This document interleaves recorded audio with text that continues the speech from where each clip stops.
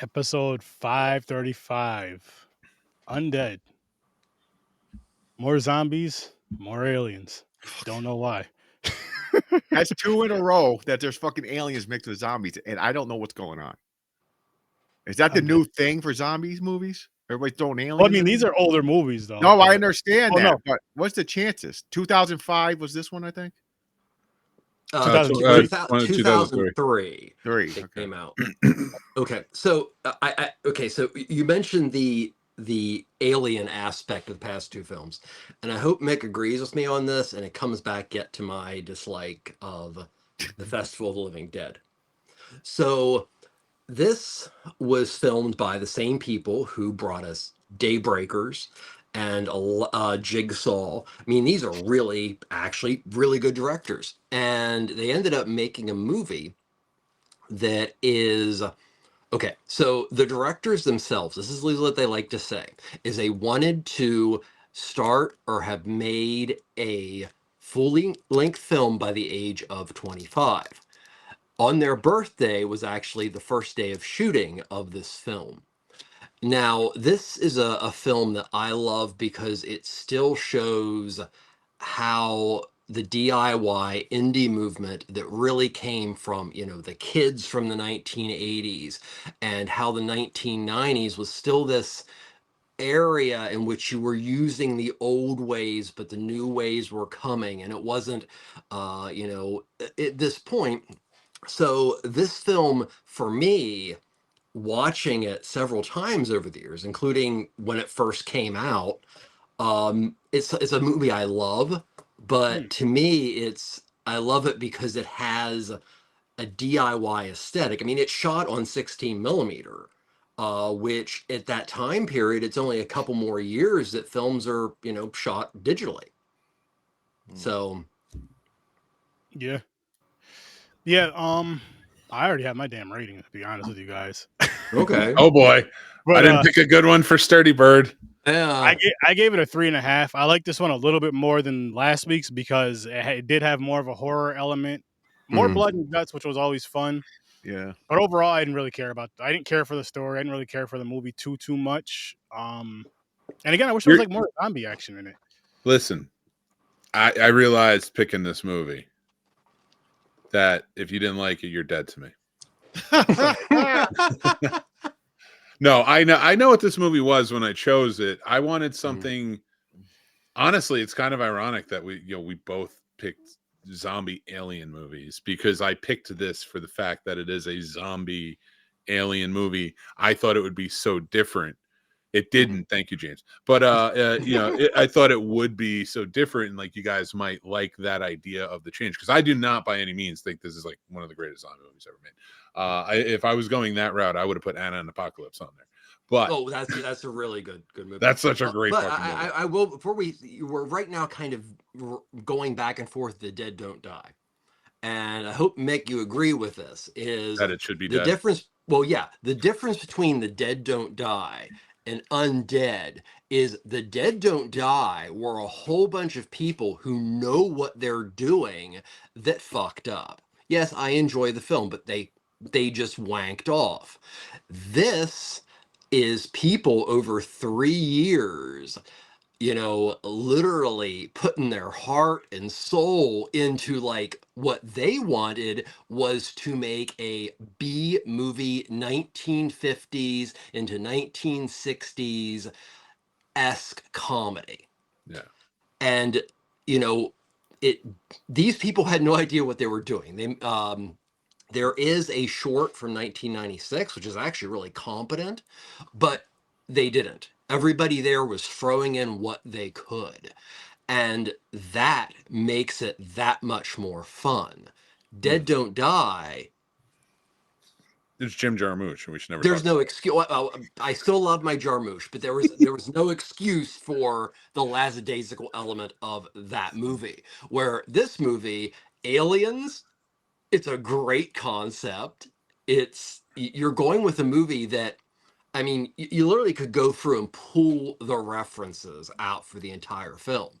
But it did it in this way that was kind of this playful way of, like, ooh, winch, winch, nug, nug. What the hell that is? But like Independence Day, 1996. We really love that movie. Yeah, I really enjoyed this based on literally the opposite reason that I didn't like Dead Don't Die. So I think this is a successful zombie film with aliens. Yeah, honestly, well, first off, Jim Jarmusch, the man, like his equivalent to, like, let's say a movie character is Voldemort. A, because we shouldn't say his name. B, because like as a villain comparatively to a lot of villains in epic movies like that, it's just kind of lame.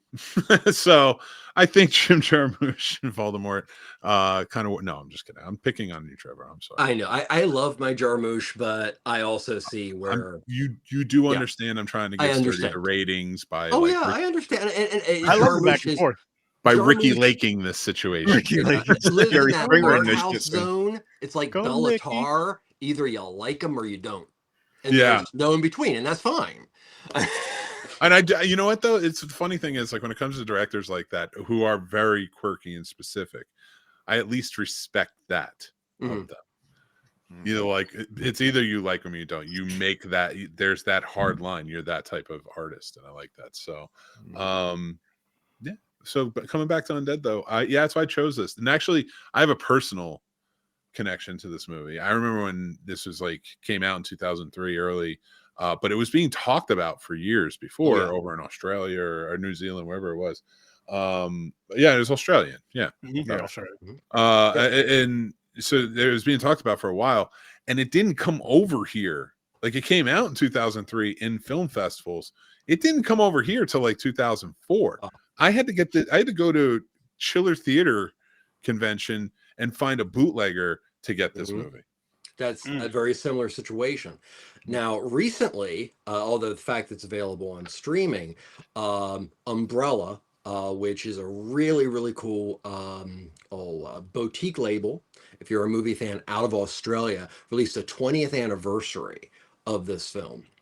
And it was one of those releases that I remember, like you, Mick, it was, I remember having the Fangoria magazines and all this stuff, like, oh yeah, it's a zombie film coming out of that area where Dead Alive came out of. Yeah. So I remember all that. And, looking and being able to hear the director and the cinematographer talk, the biggest curse and best thing that ever happened to them was being picked up by TriStar. Because TriStar, leading up to the home video element of it, did a beautiful job. The first marketing screening they had was in Hollywood, and Tarantino was even part of it. And Tarantino came up to them and said it was great. They were the last film in 2004, I think, in the Toronto Film Festival for Midnight Madness. Eli Roth, Peter Jackson. There were a lot of people that came out and said, hey, this is a really cool film. And that also is something you don't see as much that was still there. And that was also part of that 1990s thing. It was like, all us indie filmmakers, we stick together. And at least if nothing else, we're going to say, this is whatever. This is, we're going to support this movie. So that's why it was so big, at the time that it originally came out, in that time period in which people were trying so hard to find bootlegs.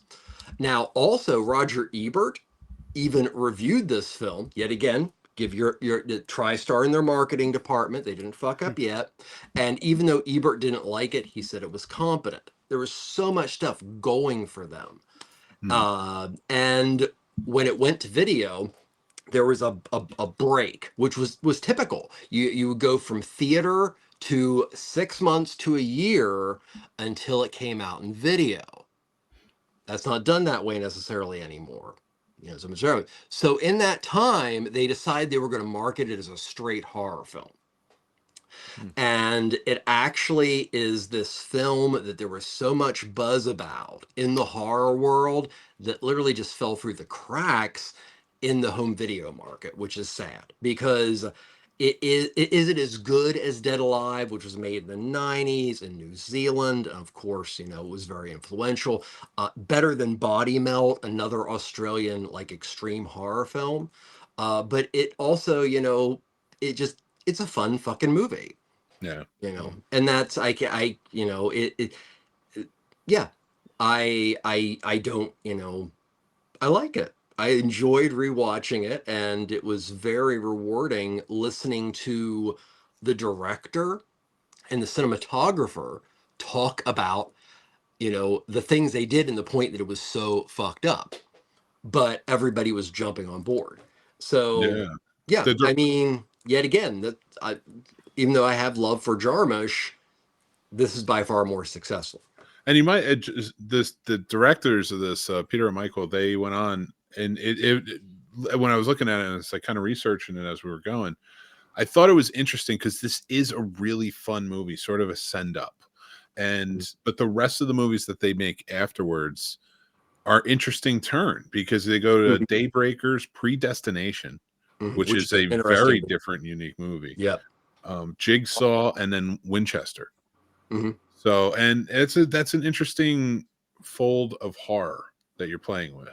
And it actually, I got to give them credit because, like, as I think about all those movies, they're so different in tone, look, vibe. You can see how much talent they have just being able to change directions based on which type of story they're telling. That's a testament to them, to look them up and see that. Like, they have another one coming out called Fall 2. I wonder if it's a sequel to Fall. And if it is, I'm excited for these guys to do it. I want to see it. I want to check it out. Do you ever find that? Let me ask you guys. I found that with Ouija too. The second Ouija was so good. And that was Mike Flanagan. That was one of his early ones. Yeah. And comparatively to that first one, do you ever find that where, like, there's sequels that go down, you're just like, oh my God, it's early genius of somebody, or just something that won you over, I'd have to think. I know there is some out there. I just have to think of an exact film and all that. But I know there's definitely some sequels out there. I'm just like, yep. Finally. Wasn't Rennie Harlan Dream Warriors? I remember that. I mean, of course, it's Rennie Harlan. We don't have to go there. But as far as like a much better film and a sequel, and one that was lauded as this great future director, I think that was it. Wasn't it, Mick? Dream Warriors was Rennie Harlan? Was it? I'm not 100% sure. I know he did one of the, he did like the third sequel to third or fourth sequel.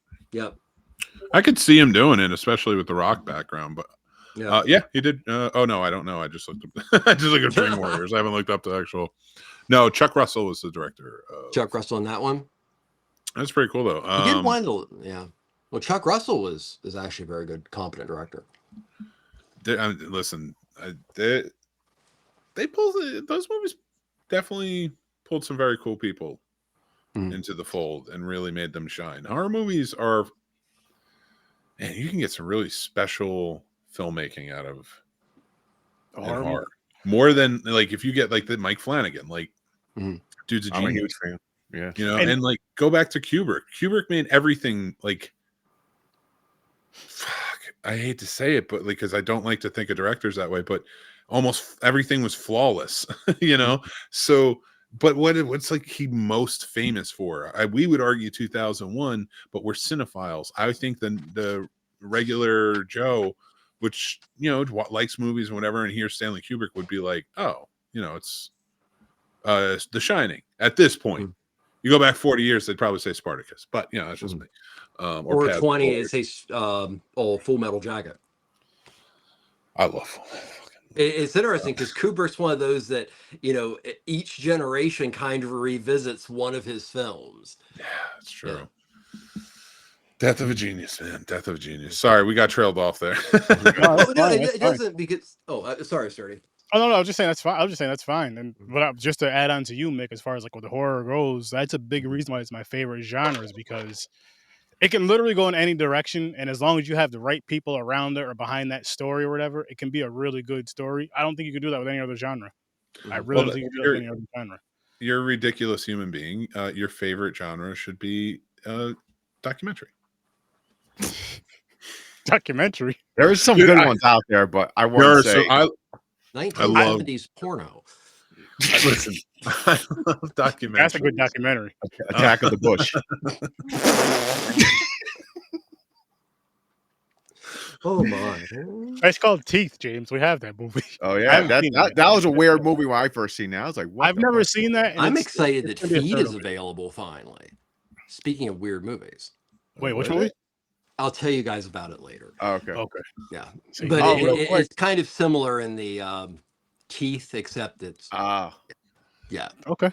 Aaron, you like Batman Returns better than? Is that your favorite one? The part 2 with Danny DeVito, Penguin? They're both about the same, 89, but Oh, Returns. okay. I'd probably give the edge to Returns if I had to Yeah. choose one. Yeah. Oh. But anyways, I know my rating for this movie now too. Oh, that's good. What's your rating, James? I'm going to give this. It was just okay for me, but it wasn't horrible. So I'm going to go down the middle and go 5. I think I did a 5 last week too. Yeah. It was just like the kills were silly. Okay, for one, they're slicing through these people that just turns on me. They're not rotted.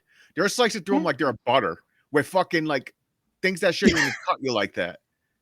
You know, knocking a head off with one slap. I'm like, the hell's going on? I did like that one kill though with the was it the saw blade got stuck in his forehead and it dragged his face off, and he stuck and he fell and his face was stuck to the sidewalk because all the fucking nastiness. Chip. Yeah. That was pretty funny. But here's the thing with this, okay? So I'm like, okay, meteors. Oh, here we go with the meteors again. Okay, we just watched a movie where the meteors created zombies. It blew a hole through people and they turned a zombie in like 2 seconds. Then, then it starts to rain, and everybody's like, oh, the rain is burning. Now the rain, they don't know that's healing them. They think it's, oh my God, acid rain is melting them. That's going to turn them to zombies and shit. So they're covering up, pouring regular water on them to wash off that shit. But then you see these dudes in cloaks with a glowing face. Why didn't they just have them look like how they looked at the end? I understand they're probably undercover. Money. They didn't want them to know that they're aliens, but they know they're aliens because you're beaming people out the fucking ground, like out of nowhere. So especially at the end, it was really weird. Like people are getting healed, and they just turned normal, and all of a sudden it's like, bam, a fucking beam hits them. Yep. It's like that chick in the car. She's on the ceiling of the car. The fucking beam is trying to fight her out of the car. I'm like, what the fuck is going on here? What about the dude that was holding the other dude's wrist and they were both getting beamed up and he just dropped in the bed of the truck? Yo, what was funny about that though was when he fell in the bed of the truck, there was nothing wrong with him. I'm like, he was high up as shit. He should have been dead. I think he hit a roof. I don't think it was the bed of the truck. Didn't he land on a roof? I thought he landed in the back of the truck. Better Either try. way, Yeah. either way, he But was high he- as shit. Yeah. Either way, he was Oh, high as shit and he should have been gone. There was that. And he then- was the one that actually was at that point turning. Yeah. And that's true. the ending of this movie is so, it is actually quite novel. It's like, oh wow, the aliens have come, the aliens have shown that they can, like, they are the They saviors. stayed us and left. Oh shit, this guy who thought he was doing the right thing ended up literally screwing everything up, and literally Yep. Felicity Mason's character is left to guard the town, Yep. waiting for the damn aliens to come back. Yeah, he thought he was like, because the fishing boat thing, he thought he was like a prophet or something. I fought him off somehow. I got this power. You got the power too, he says to her. I'm like, the fuck are you Mungo talking about? McKay, yeah. What power? You're going around with two. Okay, it's pretty cool that you shot those spring action fucking guns from your back over your head and catching them and shooting people. Listen, You it's are a called fisherman. Four How the four fuck? spring action. Oh, 4 spring action. You're right. You're a fisherman. Where the hell? Well, since when you become like fucking a fucking like a martial arts superhero? Fucking like John Wick shit. Like the Because fuck he is was At what abducted. point do you put a chainsaw on your hand that there isn't one? That's Well, true. he was I he was mean- abducted, so I could see him becoming and plus he lives in the outback. All right, let's Yeah, that's true. everyone like they may not have guns out in Australia, but they do. Yeah. Well, they do. They have shotguns. yeah. They're allowed to have shotguns. Oh, that I did shotgun's like pretty badass though. Yeah. Was it 3 or 4 of them hooked together? 4 of them put together pretty That much. was pretty That cool. was cool. And that was cool. And then I like the It was. I found it funny too. Earlier in the movie, where they get out of the garage, and he just hits those like 3 or 4 zombies. It looks like he barely even touches them. They just explode. There's blood. Exactly. That's what I'm getting at. I'm like, okay, maybe he does have a superpower. He's Superman. He's just punching holes through people. It was like this: the garage door goes up. He just drove. They're standing there. He didn't floor it. He just boom, blood everywhere. Windshield's covered in blood. That's just cleaning it off. Nobody is mentioning the zombie fish. Oh, the zombie fish. This is, yeah. I mean, and you gotta love a movie that does something like that. And the first thing that you think is, wait, Marion, you were bit by zombie fish. Why aren't you a fucking zombie? Exactly. Oh my God, it did explain. And how does a dead fish just fly at them? Like, what the fuck? They're not flying. What the fuck? They don't have wings. How the hell they get off? I understand flopping around, but they're like, like someone threw them at them. I'm going to tell you something right now. I've been on the show quite a bit. That means I've watched some shit. Yeah, it's true. It's true. So you're going to give me shit for a comedy having a flying zombie fish?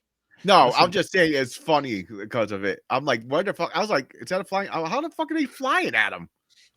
And you've been on the show a lot longer. So what are you talking? I'm still wanting to convince these guys that it's actually really cool.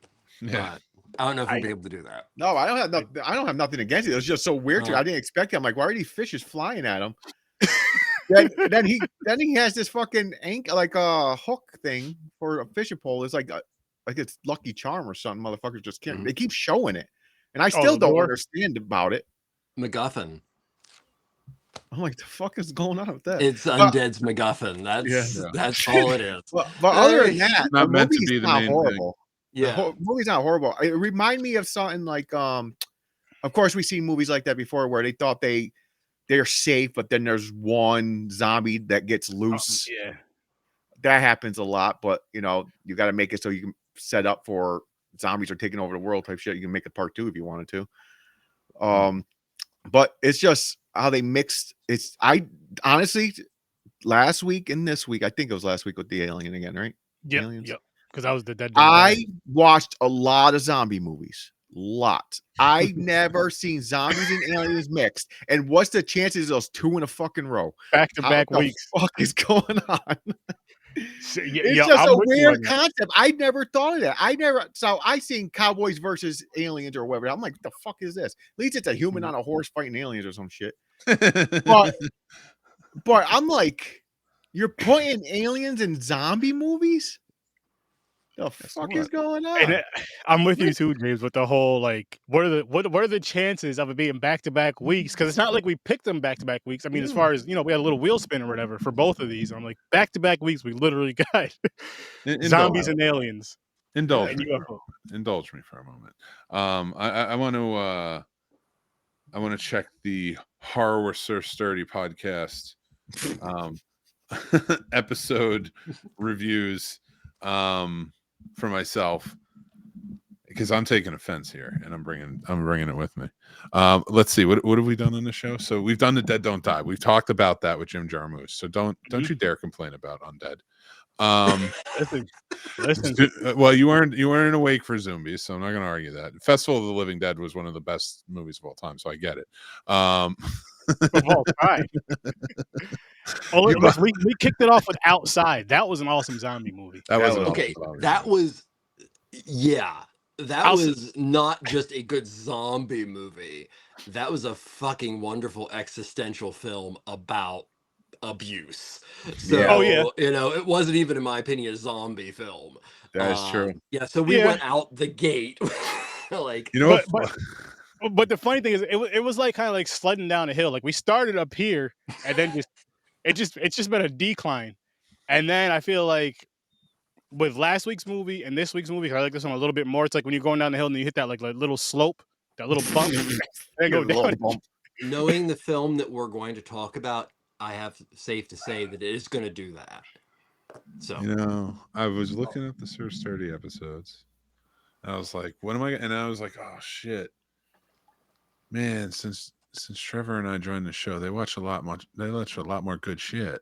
Yeah, because Trevor's been like, when he first joined, we're like, yo, Trevor, because you got this weird fucking category of movies we never seen. We're like, Oh, yeah. give us some, and Let's they go. were awesome. So Mhm. we had a good streak of a lot of good movies. Let's go. And then, we got to.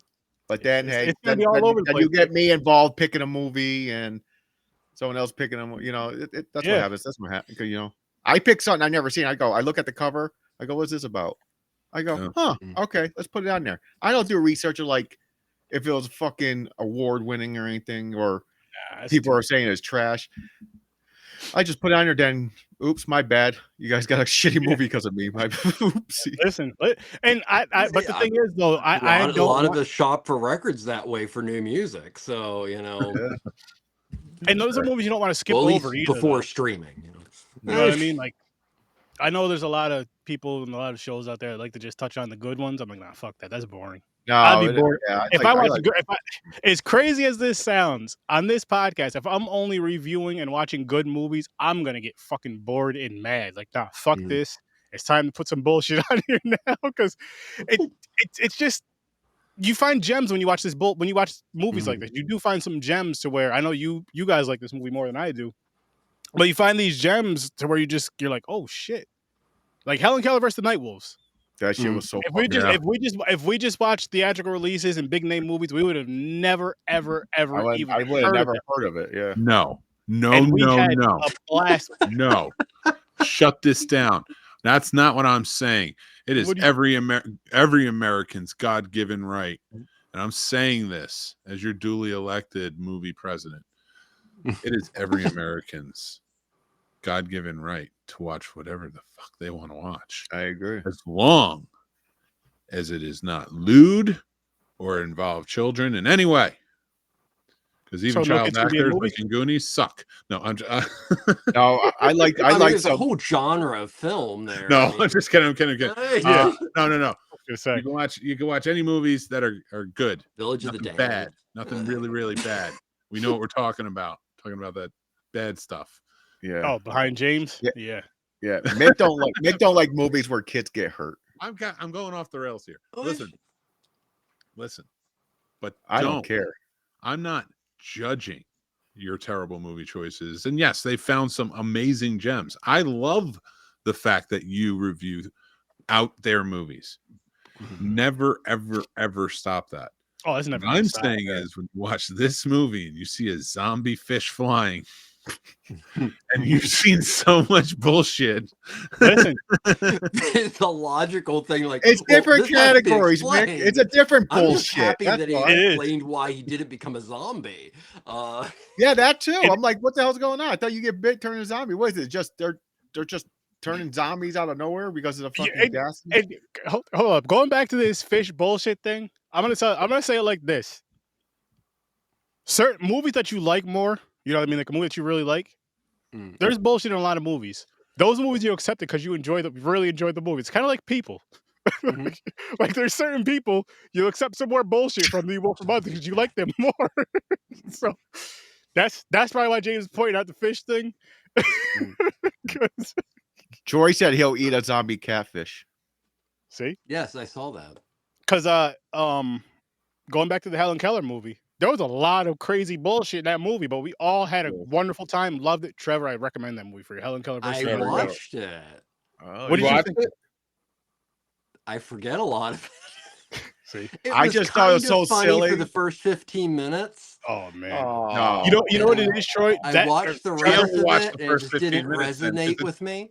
It's Yeah. funny all the way through. that type of Especially when movie they're getting there, attacked by the wolves and you can see the fucking paws with the sticks. People are like, that movie there, I'll say Trevor and Troy, if you're listening, and whoever else is listening, Helen Keller versus the Night Wolves is definitely a movie you want to watch with people with a sense of humor. It's Like, fucking- if you watch it alone, wonderfully offensive.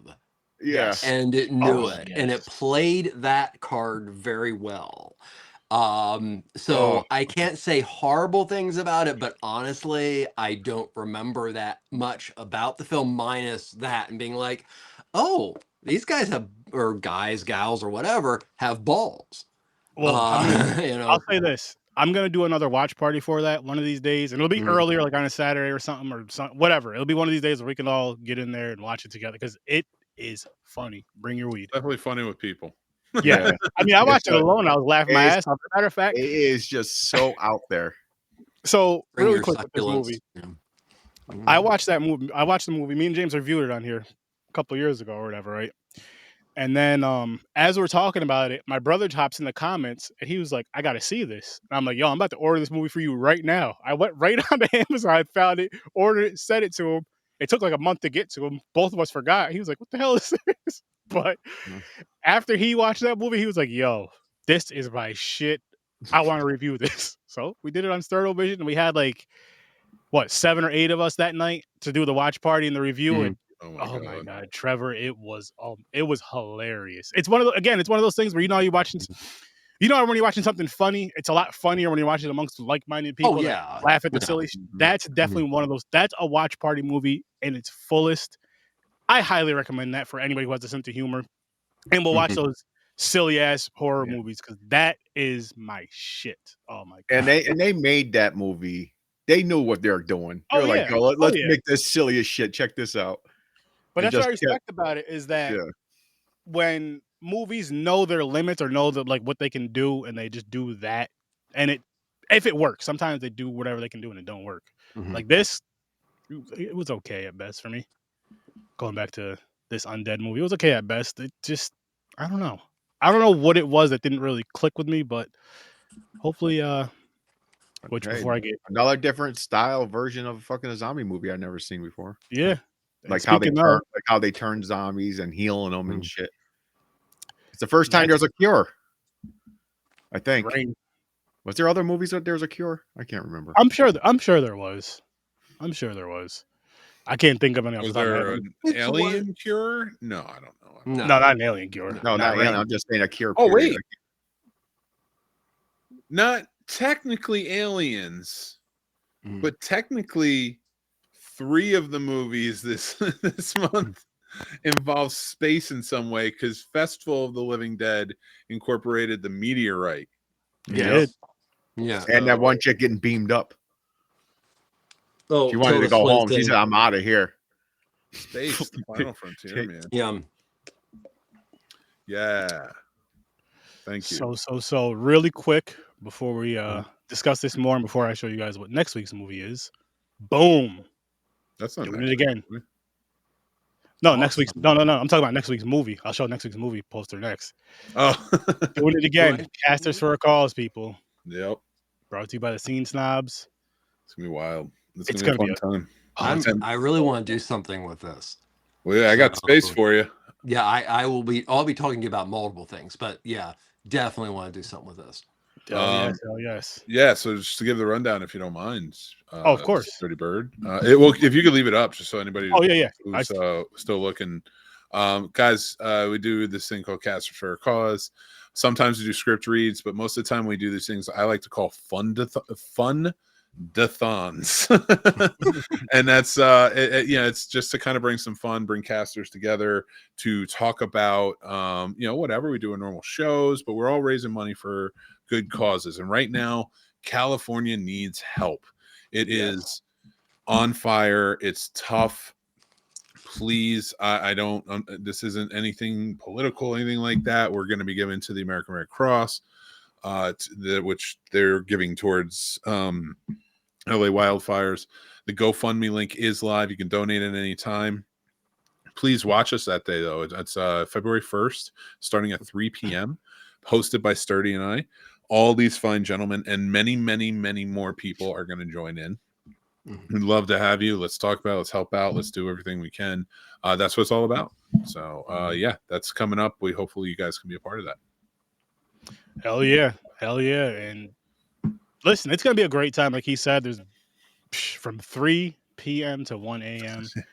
And then with Sterno Vision. So, it's going to be something crazy, something weird, something fun, as always. And kicking it off with the Scene Snobs. There's a whole lineup of us just having a good time. And most importantly, trying to raise money for the LA fires and people that really, really, really need it. And now's the time to help. Now's the time to start helping. So let's get it done. Let's help. If you can get Dan and Tim on, I say for Sturdovision, we all put on our onesies as a tribute to the final onesies, which was a very short-lived horror podcast that Dan and I and a few others hosted, where we all just wore onesies and talked about horror. Wow. Listen, you guys know I already will. I wore my shit like the past couple of weeks. I was like, listen, I'm gonna throw this Friday the 13th onesie on. I got a Ninja Turtles one too, Raphael. So I'm down. I had to get I'm one. down. I never in my life thought to get a onesie. They're comfortable, man. I want Trevor to get a onesie of exactly what he's wearing. That'd Maybe able to crazy. find that on Temu. That'd be amazing. That would be awesome. That would It's like he still looks the same. But like he just zips it up. Yep, now that just kicks his feet up. He's like, I'm going to bed, guys. Right after this. And like he doesn't have the hat on, but then he flips the hood up and it's got the brimmed hat. Oh, that would be awesome. You and Heisenberg are the only two I know that can pull off that hat. Oh, well, thank you. Hey, he looks good in it. It was a good look. I can't pull off that hat.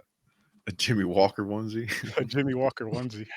Yes. Dynamite. That would be Oh dynamite. my God. That was on the other day. I put that on the other day and I had no problems. That was my chill day. I was like, you guys are going to watch some old school. There you go. J.J. Walker was awesome. I did not put on, like most people put on Brady Bunch. I was like, that was good times, man. And then next more week, fun for me. boom. Episode 536. So yeah, we're Is this a love story? No. Okay. No. We're, It is a very, very well-made film from, I think, around 43. I'm not 100% certain, but it also frames the zombie in nothing that we've touched. So it frames the zombie in the traditional Haitian Caribbean style. Oh, the voodoo style, right? Voodoo style, yes. Awesome. Okay. I'm into it because I was thinking about watching Serpent from the Rainbow because I had just watched great film, Live and Let Die. Mm-hmm. Super racial, but if you think about it from a 70s standpoint, you're like, okay, I guess it's okay. That's the best more. That's the best more Bond, in my opinion. It's definitely the best theme song. When you talk about Live and Let Die, I want to be there. Yes, I'm down for that because there's so much to talk about, but it's so wonderful, and I don't want to give anything away. The only good Wing song, the voodoo, like which is that's what I'm talking about. It's not done right. We realized since the 70s. Real lore and such, but like it plays up on the voodoo and that, everything. And like I've been so into it, so now I'm stoked to watch this movie even more. Serpent in the Rainbow is phenomenal. I actually got a chance for my master's to interview Wade Davis, and he's a total lunatic. There's a reason why his work is laughed at by the academic community. But no, he was total. I have to try to find that interview, but no. Serpent in the Rainbow is one of the best Wes Craven ladder films. It's one of my favorite of his, hands down. And Troy and Trevor, if you guys want to join us on Popcorn and Pints for the reviews of the Bond films, just let us know. Let us know the movies you want to join for, because we're doing 2 at a time and all that good stuff. And is Live and Let Die a Guns N' Roses song? No, they did a cover up. Mm-hmm. And they did a good job. Like it's a great version. Yeah, I liked it. Yeah. But that Paul McCartney Wings version, though, and in they use it so well because I think it's one of the first James Bonds that kind of steered away from the traditional James Bond music that Connery had, and like really Live and Let Die played like even the jingle in it and like in the score and stuff. So it is very cool. The movie is totally different. It is, and it's, but like I like how they incorporated that. That I hadn't done that before. Yeah. Well, I honestly think of the Bond franchise, Live and Let Die is the smog monster if compared to Godzilla. It's so different. It is so different, and it's so freaking awesome. But I had a lot of fun with it.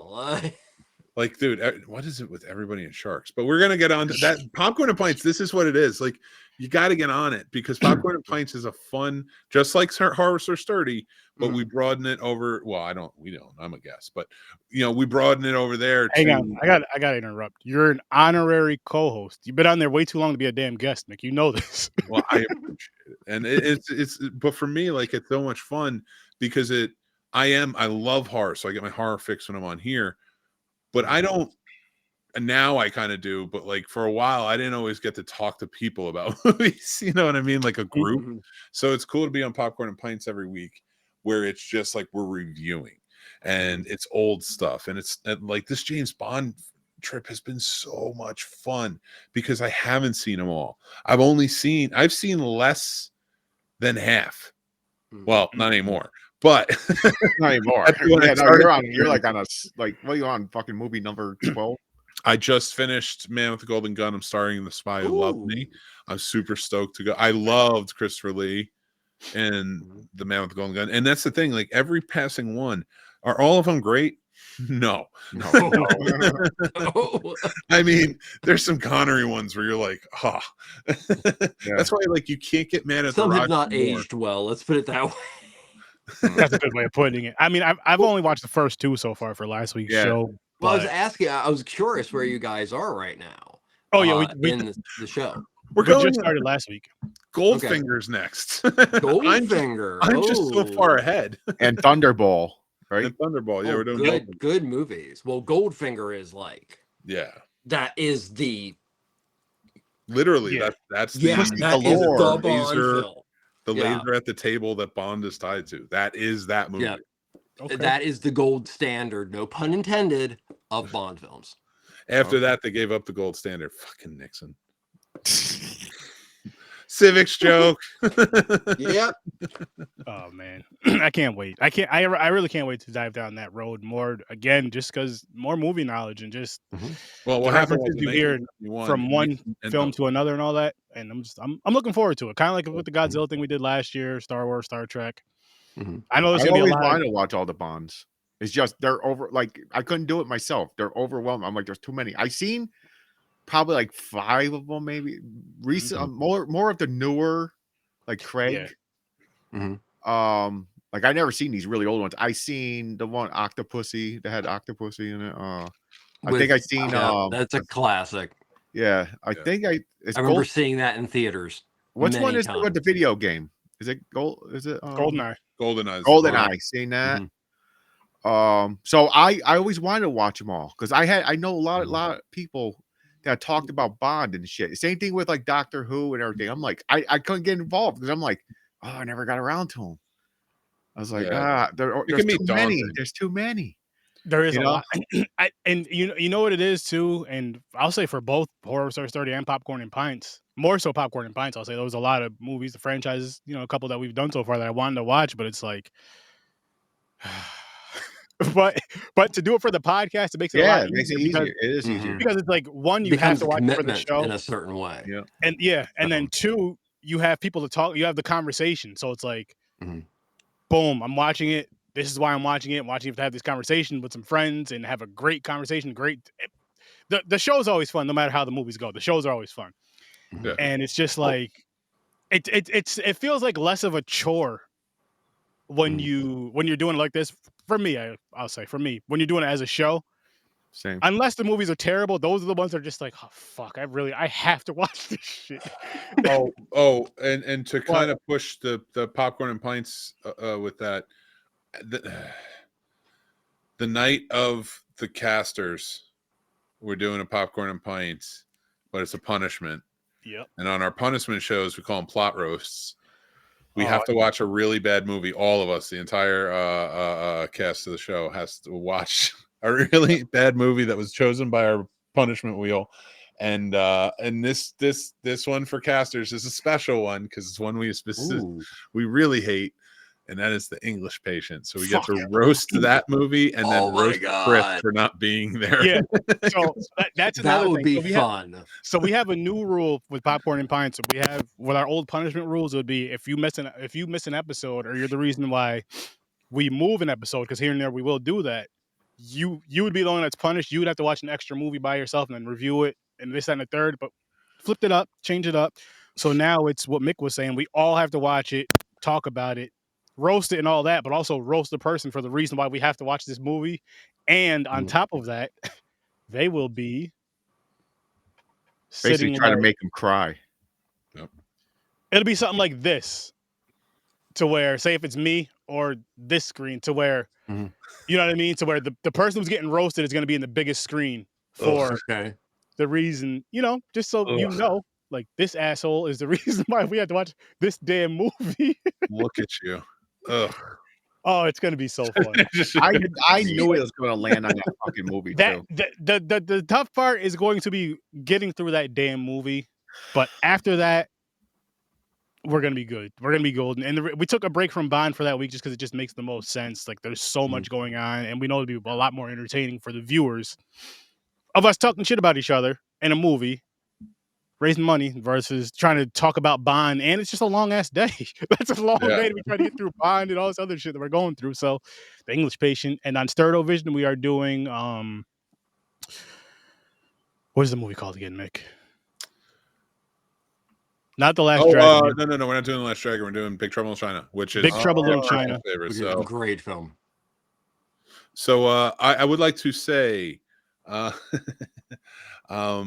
congratulations to Sahara Podcast. I don't have an affinity for the Academy Awards, but thankfully maybe they are seeing the error of their past ways.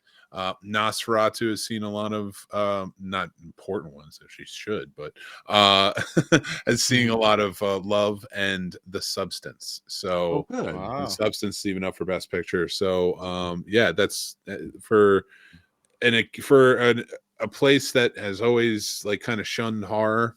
It's very a verboten genre. You know, like science fiction was even a little bit more classic. Yeah. The Oscars have always, turned their nose at horror. But speaking of reviews, I don't. Mick, did you review Undead? What was your score? Oh, my right. Oh, I know. 6 because it has nostalgic value for getting it at the thing. But yeah, for the most part, it is not a great movie, but it's a mid. Yeah. It's a fun movie. I think people should check it out. They like zombie movies. What do you give it, Trevor? I give it a 7. And yet again, I have to point out the fact that so this is a movie that seems like it's throwing everything in the kitchen sink. Well, understand this was a movie that was in development for years by 2 people who were related and obsessed with film. And it was heavily storyboarded. It was fully scripted. The shoot was 40 days. And then over the next year and a half, 20 days, they were using a particular kind of film stock, 16 millimeter, super 16 millimeter. I don't know the exact, but it was the cheapest.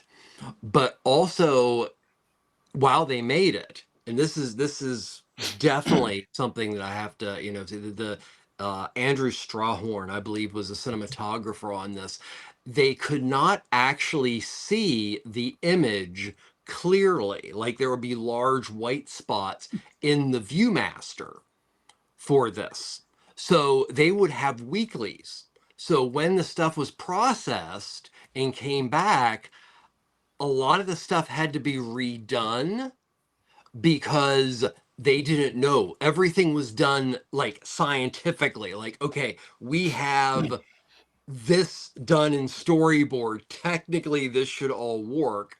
And they had come up with a lot of things pertaining to how the film was going to look to get around things like they couldn't actually see what they were filming.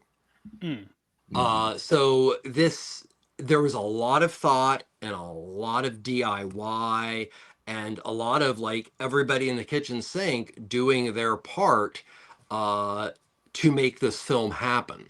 And it really is a labor of love, which is very much like the indie movement that spawned this film in the 1990s. So that's my pleaded argument for why Undead is a better film than The Dead Don't Die. That's fair. I do agree it's a better film, but Mm. I wasn't crazy. I wasn't crazy about either one. It's so much better than Festival of the Living Dead. Just got to say. Disagree. But that's what I love. That's what I love about this type of stuff, though, is you don't like Festival of the Living Dead at all, which I love that.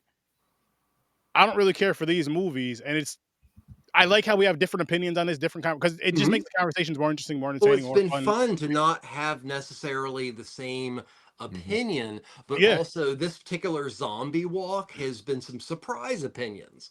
So Yeah. it's been a lot of fun. You know, whether the movies have been great or not, it's nice to have conflicting views with movie fans. It's Speaking of movies, gentlemen, I have some homework for you three gentlemen and myself. I'm not in school. February is found footage. So boy. need one found footage movie we haven't reviewed Oh, sweet. from each of you. Butterfly Kisses. One cut of the dead. Just send me the movie posters. I'm not going to remember this God stuff. damn. They're right off the My top of best their friend dome. made Butterfly Kisses. Awesome.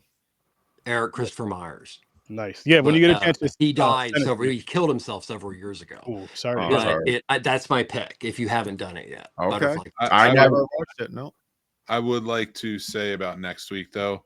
I do want to be here. I will watch the movie. I don't know if I will be, only because it's like 2 days out from the charity event, and that week I always tend to be like a little crazy.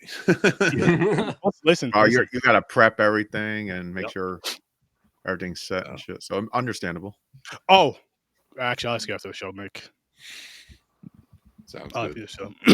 So, yeah, that's gonna be fun. Some found footage for February, and I cannot wait because I love that genre. I love that freaking genre. I'm gonna look for something tonight, tomorrow, whenever. And Cannibal Holocaust, man, where it all began. I'm not coming that way. I love. We already did it. In my top 20 of all time. That movie was crazy. It was wild. It was wild. It was definitely different. It was definitely out there. It was one of those ones though that like I wanted to watch, but it was in the middle. And then I'm like, you know what? Fuck it. Let's just do it. Let's just do it. And we did it. Got it done. I can say I seen it. You know what I mean? Yeah. I can say I seen it. But any last thoughts on this film here? Undead? I mean, I just a special place in my heart, so I think people should check it out, but that's just me. I'm the type of person, I'll never tell you not to watch a movie. Even if I hate the movie, I'll say watch at your own risk. But I'll never tell you not to watch a movie because shit, you might watch it and love it. And who am I to say you shouldn't watch something? It's a splat stick movie, not a horror film. That's what I have to say about it. So don't enter like TriStar did for the video release with the idea it's a horror film, because it's not. And it's not what they intended to make, a horror film. No, definitely not. And that's why I'm saying, like, if you go and look at their directing credits after this, it's so different. Like, it's not a horror film, but it's like somebody who made this, you could see them going on to making like some pretty good horror films. So. That's that time period in which Ethan Hawke was really helping out a lot of indie people. Yeah, because it's weird. You go back to that, and it's I think even Linkletter was one of those that Ethan Hawke would be like, hey, just use my name, I'll do it, I love your stuff. Well, yeah, I mean, what was the first one, Before Sunrise? Before Sunrise, which ended up being a legendary trilogy. Yeah, and like he was all in from that, like, so. Oh yeah, for sure. This was a good time, gentlemen. Don't tell me what to do. This was a good time, gentlemen. I wish the movie was a lot of fun, but I had fun. And again, this is what we just discussed. Undead. And listen. Finally, James, you know what I'm doing tomorrow in Stereo Vision? A movie that was requested. Actually, a movie that was requested for you to watch and talk about. But Lord of the Flies? Boom. Yes. Okay. Finally doing this on Stereo Vision, Lord of the Flies. It's an okay adaptation. Big shout out to Liz. She's been asking mainly James to watch it, let her know what he feels about it, but he hasn't. So I haven't watched it yet. Not a bad movie. And because it's not that. I just version, I keep forgetting about it. I never get around to it. I seen it before. Did I see it before? No. I don't know. I'll remind you to watch it. I know you're not gonna be on the late night show, but I'll remind you to watch it. Yeah, no, I'm too old. I can't make it, man. Can't make it.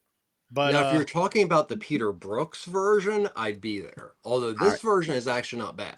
I have no clue. I didn't know there was more than one version. Of course, there's Of course, always more than the one legendary novel Lord of the Flies. Yeah, I know that. Mhm. Yeah. The Peter Brooks version is superb. This one was really good, and it definitely has a very late 80s 90s feel to it. Nice. And then Saturday over on Popcorn and Pints. I really want to be here for this, but I don't know if I can. 007. We're doing it. And yes, you see us in our Harry Potter shit. Listen, we're magical people. We're all over the place. It's We're called all over Goldfinger, not Brownfinger. Just my love for Shirley Bassey doing the song Goldfinger is such a perfect film. I'm telling you right now. Goldfinger. You know what Goldfinger is? That's another tune. And it's such a simple tune too. Like when you hear it, I'm like, wait, that's what I can't think of it because I'm like 10 movies deep, and I'm so pissed. Now I'm gonna have to go back and watch it. But He's they the play man, it, and I'm with just the like, Midas touch. it's something I can't remember because they're like Goldfinger, like, and it's just every time they play it because they did it in that movie too, where they really incorporated it into the score.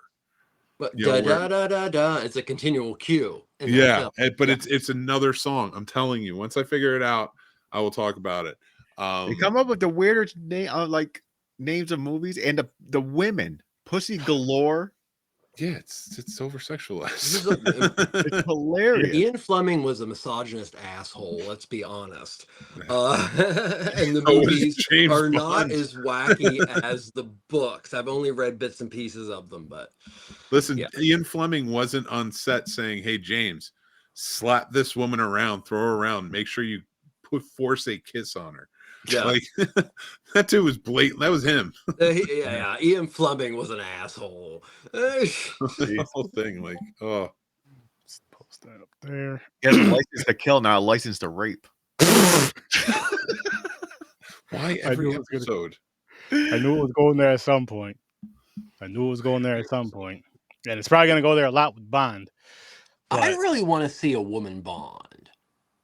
I know everybody is freaky about that. It can happen. And I still want a Idris Elba Bond because, well, at least for me, Idris is my male crush. But either that or, of course, a female Bond would be fascinating. Yeah. Or even a gender neutral or heteroflexible Bond. I think that would play with a lot of the issues that people have with the films. Because, the films you gotta look at their fucking source material. They come off feminist compared to their source material, and that's really bad. So. Actually, I can't. Just watching, what was it, the Man with the Golden Gun? When he has the one woman underneath the covers hiding because the other guy's girlfriend comes in. And so he makes her go hide in a closet for hours while he makes love to them. Jesus Christ. I'm just like, man. they're not doing this, right? And they're just showing her like falling asleep in the closet. And I'm like, then he wakes up and he's like, "Oh, are you okay?" And it's like, whatever. So yeah, Trevor, I'm with you. I don't care. Listen, so make sure you guys tune in to Popcorn and Pine Saturday for a lot more Bond talk. And make sure you guys tune into the Scene Snobs Tuesdays at 7. Not this week, tomorrow at 8. Oh, tomorrow at 8.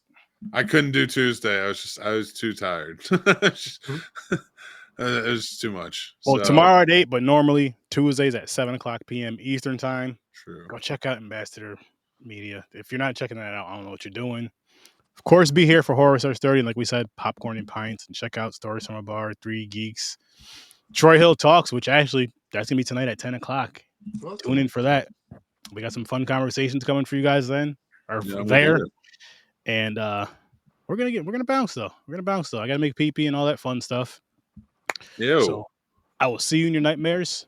Peace. Why do you want to see me in your nightmares?